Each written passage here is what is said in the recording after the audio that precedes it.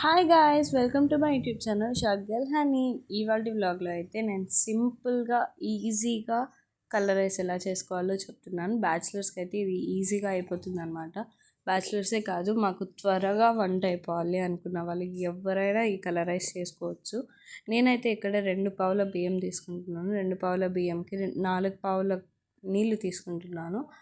And దీనికి కావాల్సినవి వచ్చేసి అల్లం వెల్లుల్లి పేస్ట్, హోల్ గరం మసాలా దినుసులు, టమోటా, కొత్తిమీర, పచ్చిమిరపకాయ, కారం పొడి, ధనియాల పొడి, ఇవన్నీ, పెరుగు, నూనె, ఉప్పు, ఇవన్నీ కావాలి.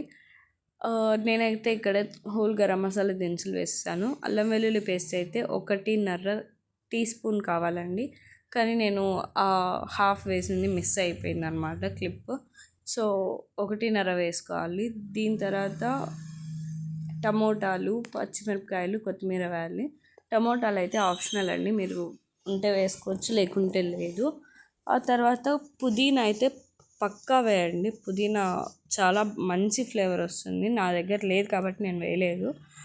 కారం పొడి 1 టీ స్పూన్ వేసేసి, ధనియాల పొడి 1 టీ స్పూన్ వేసేయాలి. నూనె అయితే నేను 4 టేబుల్ స్పూన్లు తీసేసుకున్నాను.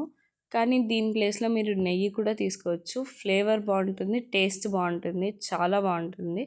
ఆ తర్వాత పెరుగు అయితే 1 టేబుల్ స్పూన్ తీసేసుకుంటున్నాను నేను. ఆ తర్వాత ఉప్పు సరిపడా మీరు తీసుకోవచ్చు. ఫ్రైడ్ ఆనియన్స్ అయితే పూర్తిగా ఆప్షనల్ అండి, మీరు ఉంటే వేసుకోవచ్చు, లేకుంటే లేదు. నాకైతే ఉన్నాయి కాబట్టి వేసుకుంటున్నాను. వేస్తే మాత్రం టేస్ట్ వేరే లెవెల్లో ఉంటుంది.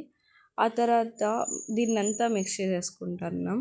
కానీ మీరు ఒకటి గమనించాలి, నేను స్టవ్ ఆన్ చేసి ఇదంతా చేయట్లేదు. స్టవ్ ఆన్ చేయకుండానే నేను చేస్తున్నాను.